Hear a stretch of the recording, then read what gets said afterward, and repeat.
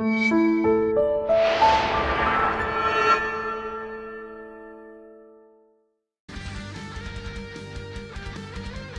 everyone, and welcome once again to Bat Chat. I'm Captain Logan. And I'm Steve Baxey. And we have a few technical difficulties today shooting Bat Chat, but we're going to do our level best to get through it. First of all, as you can tell, Steve's head is not moving, and that's because Steve wasn't able to use his webcam today. So he's here with us in audio, and I'm on camera, so you have something to look at if you're not looking at the episode. But this is, for all intents and purposes, an audio track with me waving at the camera. And I'm sure it'll be far more entertaining than what we're about to watch. And we also have a lovely lag, so that'll be a fun thing to have to try to deal with as well. And I'm finding myself, Steve. Of course, you can't see me right now, but I just didn't see what the point would be of letting Steve see me when I can't see him. But I'm already having a difficult time, Steve, not looking at your picture when I'm talking to you.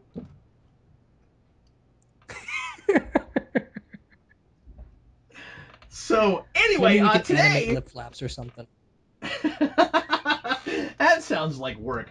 Today, Steve and I are going to finally get into the second volume of Batman the Animated Series, and we've been doing some comic reviews lately. We took a break from this, and finally we're back, and we're going to be doing some more of these over time. Now, I'm taking the month of September off from regular videos, so we're gonna do this one, and then we'll be back in October with regular weekly Bat Chats again. So anyway, we'll leave you with this one. Steve, this is a wonderful episode to start with, and then make everyone wait a month before they get to see more.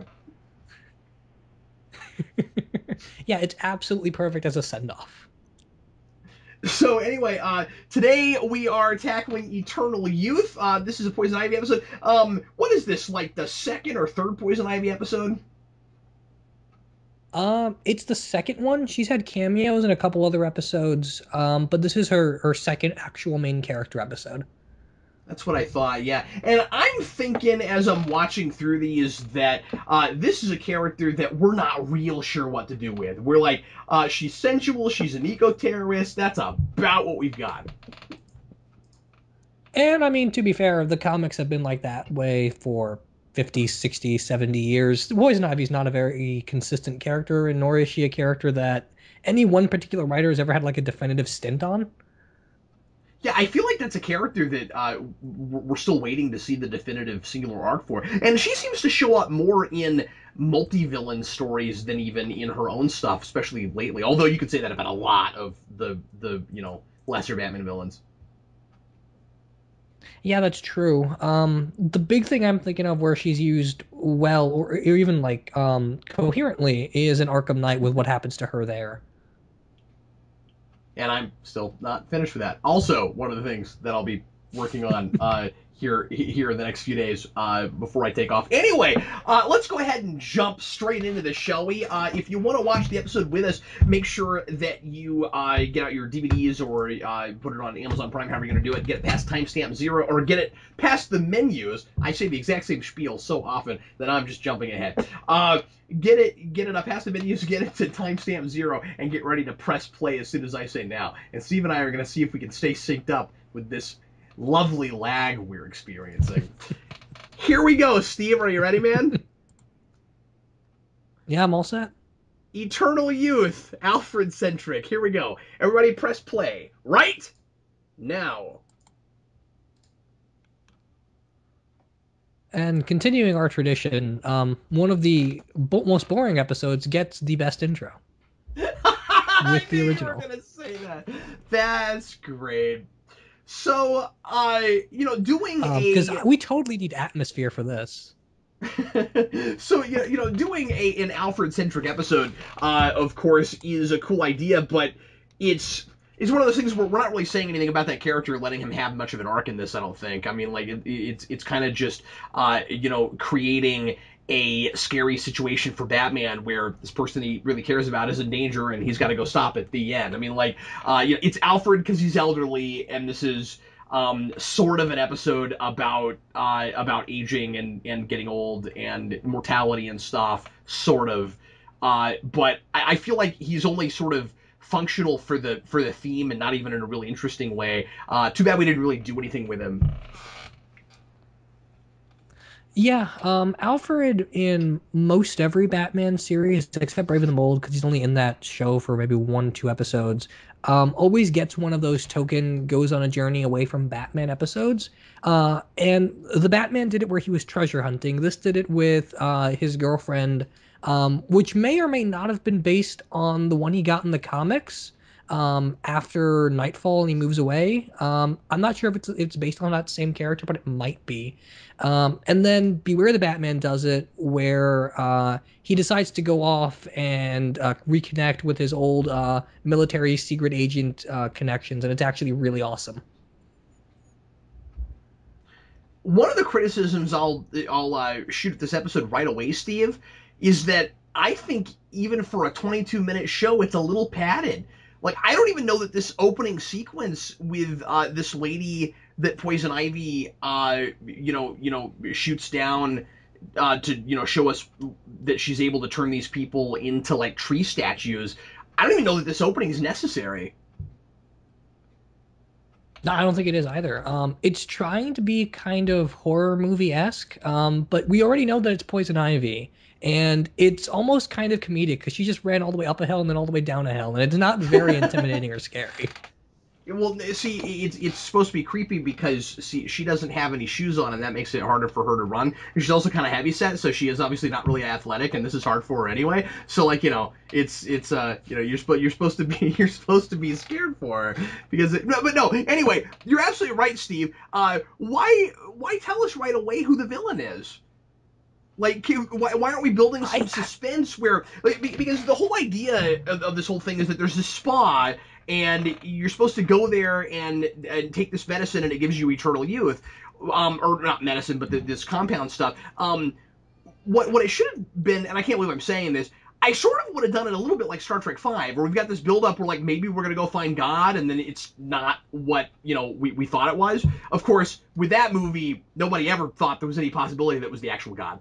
But with this, you could have built it up like maybe there's an actual fountain of youth or something. After all, this is a world with Lazarus pits. I mean, I know we haven't gotten to them yet, but if you know Batman, you know that you're in a universe where something close to eternal life, or at least prolonged life, is in there. It's on the table. Like, why didn't we start with the whole eternal youth spa thing before we told you that it was Poison Ivy that was doing it, and that the whole thing was just a ruse to get people there? Yeah, and it's important that even before Ra's al Ghul, Immortality and Fountains of Youth and stuff were things in Batman comics already. Yeah. Dennis O'Neil's very, very first issue in Batman dealt with a couple that had kind of an eternal spa kind of thing for themselves.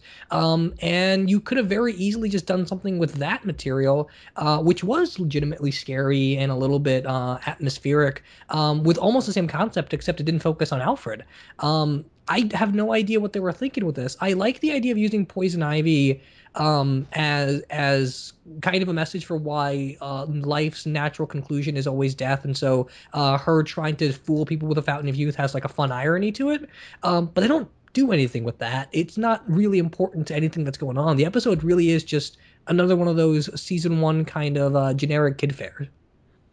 Yeah, and it's unfortunate because I think the reason I'm disappointed with it, and I actually liked it better this viewing than I ever have before, but I think the reason that I am still disappointed with it, and I don't think it's a great episode, is because it's got potential, and as soon as you start talking about immortality, it's always a letdown, or a theme that intriguing. It's always a letdown when it ends up not dealing with that idea really at all. And I mean, as you said, there's a little bit of that kind of instantly, just with the idea of, okay, she's sort of giving them what she is saying she is, right? You get to live forever as a tree, but you're not actually living. So you inherently have that question of, is it more important to live forever or to actually have a life, that kind of thing. But again, we're not exploring that. And more to the point, Alfred doesn't go there because he might get to live forever. And I think that's kind of the biggest problem is that they go there just to relax, like he and his girlfriend. It's just there's this spa and we got invited there and we're gonna go have a nice weekend. And because of that, I don't feel like Poison Ivy had to make it about eternal youth at all. Like I don't understand why why she's claiming that it does that. That seems far fetched and ridiculous. And of course, Bruce doesn't buy it. I mean, like even in his Bruce Wayne guise pretending to be the philanthropist before the Batman, I still think that there's some genuineness to what he says when he's like, "Oh, everybody's got a gimmick." You know, I mean, like it sounds shady and unrealistic, and wouldn't you figure that a lot of these people that are getting these tapes just wouldn't go there because it sounds fishy, and they might expect some sort of a timeshare or something at the very least? Yeah, it's a little bit ridiculous, and I mean she's got to be attracting lots of unwanted attention, right? Like if you Right. claim that you've got a fountain of youth or you've gotten this thing for immortality, you're going to get a lot of people who show up there that aren't invited. So if you're after very specific people, I don't know why you need to advertise like that. And again, if you're after very specific people, why don't you just go break into their houses and kill them? Wouldn't you want to make it inconspicuous? I mean, I understand the idea of, she's trying to get revenge on these people, and so she wants to lure them so that, like, they, of their own accord, go. She's trying to make it kind of like a poetic irony thing. That could work. I mean, I could see why she might want to do it that way, because the whole idea is, uh, she wants to turn them into plants because they're destroying nature. So like let's force them to become the thing that they don't care about and that they're selfishly eradicating. Uh, but it's kind of generic. We're not really talking about But those he doesn't ideas. need to That's do a just spa with that, right? no, no. I know. I'm with you. Oh, so when you say why didn't she just break in and kill them? You're saying why not just break in and turn them into tree statues right there? Yeah, why don't you turn your little chemical into gas and send it in the letters? Problem solved. Yeah, it's a good point. And we can still tell a story about that because then Batman's got to go, try to investigate and figure that. And I mean, even like the detective stuff in this is a little bit silly. Where Batman's sort of stating Oh the yeah. obvious, and they're playing it like he's this great detective. And I mean everyone's laying it really thick. Like Poison Ivy's pseudonym, with both parts having to do with Greek mythological characters that have to do with plants. Do you really have to go there? Really? I mean, comic stuff, we do that sort of thing often, and I think that inside of a better episode, you might find that clever. Maybe, but I feel like you still have to do something with it. Like there's a bit of a Greek thing going for the way the resort looks, but it doesn't really mean much of anything. Like it's not an And episode even about mythology. no, I think that's just part of the aesthetic trappings of it, Steve. I mean, like, obviously what she's doing is very Medusan. Yeah. Like, it's with plants, but, like, it reminds me a lot of, like, the whole Medusa turning people into stone thing. Yeah, and we get stuff with Maxie Zeus later that handles some of that a little bit better. I don't know. I feel like everything in this episode just kind of feels arbitrary. Yeah. I mean, I'll give it some things. Of course, it's got the standard, like really good atmosphere of the show. It's paced okay. As always, Shirley Walker's bringing it with the music. Like I think once again, part of the reason that it's kind of disappointing is because it feels like it thinks it's a way better story than it actually is because the production values are there. Like the animation in this is as good as in a lot of the really great episodes we talk about. And that's Yeah, a thing that it's this got that episode, some of the episodes we've hated or we thought weren't that great have been also really shoddily animated in places, and this doesn't have that. Like the Nostra Preposterous episode, that was like really badly animated in a lot of places. yeah, I mean, this episode is done by the same animating house that did Appointment at Crime Alley and the second part of Two Face. So, and they also did Perchance to Dream. So I mean, they've got the good technical stuff. It's just that the story is really lacking. Why is Alfred dating this woman? That's a very good question. I mean, I Because the like that they episode make needs him her. to. I like that they make her kind of spunky, and she's kind of a child at heart, and she doesn't let age really get to her. But again, it would be cool if we were talking about that with her, because she doesn't seem to like I said, like aging doesn't seem to phase her. So this whole eternal youth thing, she should be suspicious of it. She should be like, why should we care? We are the way we are. I mean, that seems to be her attitude. She's kind of a free spirit. And they're playing as like an opposites attract kind of thing. Wouldn't it be cool if we had an Alfred that was maybe more insecure about his age than anybody realized, and she doesn't care about that at all, and that's the lesson he has to learn here, maybe? I'm like grasping at straws, Yeah. but No, I think you're absolutely right. I think you could even bring it a little bit further and say Alfred's just Batman's butler. He's not having fun with his life regardless of his age, the way she is. So maybe she wants to bring him out of that shell, or try to understand why he helps Batman, or Bruce Wayne, that is, because she wouldn't know. You could even talk a little bit about look at this woman that's completely independent, enjoying herself, and Bruce isn't. There's millions of ways to take this idea of age and mortality. They just don't seem to use any of the very obvious ones. I also don't understand Poison Ivy's MO here, because she ran that lady down at the beginning with her turn people into plants gun. By the way, it just occurred to me that Alcide in The Tick is totally a parody of this character. I'd never thought of that before. Especially because these shows were happening at roughly the same time. That was a couple years after this. But anyway, it is not cheating. I go again. But anyway, she runs that woman down with her turn people to plants gun at the beginning of this. Why does she let Alfred and his girlfriend leave? Just to have them come That's a back? really good question. I guess just because the episode needs Bruce to be able to analyze the compound, and because we need to see Alfred acting out of character. I just like how have these people not been found out already? I don't think you need the genius of Batman to solve this problem. No, you really don't. The first And person that comes home it's sort of starts just acting really out of character. somebody would call the police and be like, I don't know, he's putting plants everywhere, including in my garage in front of my car. Something is wrong. Yeah, no, it just seems like an excuse to tell another Poison Ivy story, and I still don't know why they feel the need to make the whole thing as contrived as it is.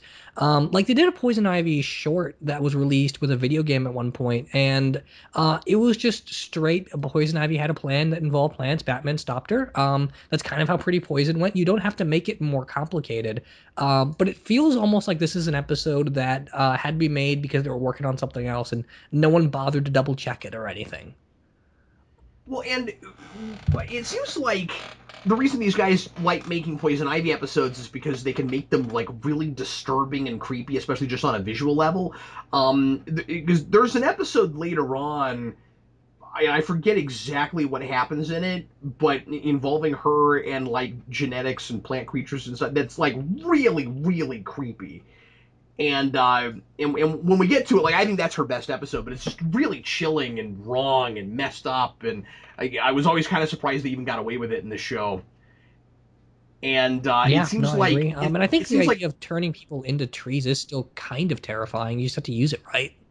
yeah, well, I mean that it always stuck with me, Steve. I mean, like I never liked this episode, but that image always really stuck with me. And of I mean, course, because Poison it's the Ivy. equivalent of how you do a PG-13 version of getting someone trapped in a grave. Yeah, that's great. And somehow or rather, it's almost worse because it's like because you can see the person and it's like visceral and I love like and it's grotesque, right? Like I love the positions that they have all of the tree people in when Batman finds them all toward the end, and I like how many of them they drew. I mean, there's like 20 of them. Yeah, yeah. I feel like this episode almost just watches a little bit better on mute because I've only got the subtitles going right now, and it actually looks pretty good, and it reads almost like an older comic. because I've got the subtitles with it. But it's just when you start trying to pay attention with the dialogue and stuff that it really breaks down. Because it feels like it's a lot smarter than it is. Like Batman giving his whole speech about how he figured this out. It's not that complicated. He doesn't need to say anything. Also, why do these hench chicks have to have these goofy blue uniforms? I just think they're hilarious. That's a good question. They are really funny. They're like the Doctor No uniforms back in the first Bond movie. Thank you. That's exactly. I was trying to put my finger on it. That's what they're like. It also reminds me a little bit of. I can't believe I'm going to make this reference, but some of the outfits in the Diabolic Fox cartoon that happened once again very close to the same time period. Oh yeah, you're right. I saw the intro for that on YouTube once. It looked hilarious. Yeah, it's pretty funny. It did not hold my attention for more than 10 minutes. I had a really hard time watching that. There's a heist and some chasing, and then the end. I mean, that's like every episode. So that's a Another thing very I big wish that is another thing that I would because love you this needed episode this to reveal. explain. Sure. I would love it if this see these really grotesque poses that, and like the guy with his glasses, but somehow or other his glasses look like they're part of the tree thing. I don't know. It's cool. Yeah, no, you're right. It does look cool. That's our review of this episode. It looks cool. I like she sits on one of them and like that is creepy. Yeah, the way she just plays with them is kind of disturbing. Like I can imagine she pulled that earring off. What if it pulled off part of that woman's ear? I'm just thinking about that. I know that's yeah, and like when they come back, it's terrifying. Of course, some of the punches taken out because they're able to reverse all of this. Although I don't know if some of these people are like this long enough that he's not able to reverse them. I don't remember. I don't think there's a moment where like they're all okay. I can't remember off the top of my head either. Oh no, But I'm sure there's she some says right contrived here excuse for why they are. Yeah, I guess all the transformations are not irreversible yet. Okay. See, that just makes it a little bit like less scary. The stakes aren't quite as high.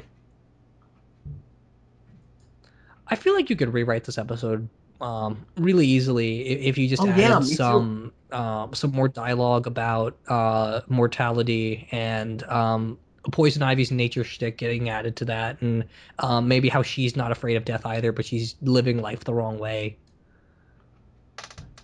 Yeah, and how she sees humans as inferior because they live not nearly as long as a lot of the plant kingdom is able to live, and yet they see themselves as they see nature as subordinate to them, and they're the dominant species and they can control it. I mean, why are we not talking about all that stuff in this? Why don't we talk about that with most Poison Ivy stories? Right? Yeah, no, that's true. Like it's the easiest thing in the world to write. Yeah, she doesn't seem like she's all that. She would necessarily be all that hard to write. What I was gonna say is, Steve, I want to know what exactly it was that Bruce Wayne was involved in that she thought she had to turn him into one of those tree creature things, and why we don't discuss it. It's a good question. Because he's a philanthropist and he has like a foundation and like he's this is not the Bruce Wayne that is so much of a playboy that he seems to be completely to the public like completely and utterly irresponsible. Like this is the Bruce Wayne that is good for the city and that people respect and stuff. Like what is he involved in that she goes after him? And I mean, the comics have done things here and there where Bruce Wayne does all of these great causes and donates to a lot of things. But in making his Batman equipment, he has to pay companies that are bad for the environment. And so he pays weapons manufacturers and stuff like that. You could have easily talked about some of that there. Oh, yeah, sure. Well, yeah, I mean, it could be something that he doesn't realize he's done. And it would be kind of neat if some of these other people How were is that she way not too. dead from being forced into the wall there? That seems impossible. I mentioned You're earlier. gonna break your back. I mentioned Elseed earlier, and Elseed's second episode in the Tick this reminds me of, because there's a giant plant that turns into this huge tree that sprouts up in the middle of the city, just like what's going on right now. That's awesome. It's actually exactly like that, and you have to sing to it in order to make it not grow as much.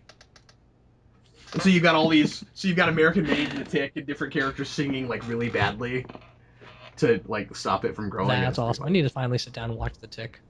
You do. That's a show that I should do this with at some point with somebody. Oh yeah, definitely. Oh, and said tree puns, because we need that. Joan of Bark. Oh my god. Yeah, this is a sloppy script, Steve. But I liked your point that this watches better on mute, because I think that also furthers the point I made at the beginning, that this is maybe a little bit this is kind of padded. I mean, I feel like what we have here is a 10-minute Fleischer cartoon, and we've complained about that with other things where we're borrowing from that kind of serial format, and we don't have enough story to make it worth being this kind of a show, as opposed to something that you'd watch for 7 or 8 minutes. Yeah, and I mean, the animated series had pretty high episode order, so I guess it makes sense that they've had so many of these episodes that just don't work. Like, most of season 1 is exactly like this. Yeah, no, that's absolutely fair. But once again, with this one, it's the potential. I mean, I feel like there's a good story there someplace. Oh yeah, definitely so. I guess we won't have to worry about that as much when we come back to this after your break in September, because we've got Perchance to Dream. Oh yeah, there's quite a few. I mean, like I love Cape and Cowl Conspiracy. That's and I love Robin's Reckoning. Cool. And we got Laughing Fish right after that. Laughing Fish, yeah. I mean, no, it's several great episodes right in a row, so that's gonna be a whole lot of fun. But I don't know, it was kind of fun to watch this with you, Steve, even though it's not that good. Oh no, I agree. It's always fun to watch some of these worst episodes with someone else. It's not as bad as the worst episodes from season 1. I mean, it's not. No, it's nowhere near as bad as. No, it's not Nostra Preposterous. It's not I've got Batman in my basement or anything. It's just really boring. Yeah. Well, anyway, we would love to know what you folks think if you watched this episode with us, and or if you've seen it, and we kind of hope that you have if you listen to us talk about it. So anyway, leave your comments, and we will see you again in a month for more Bat Chat, and keep right here for some more videos here on Geekvolution over the next few days. I am Captain Logan. And I'm Steve Baxey. And next time he'll be on the screen and possibly answering and talking in real time.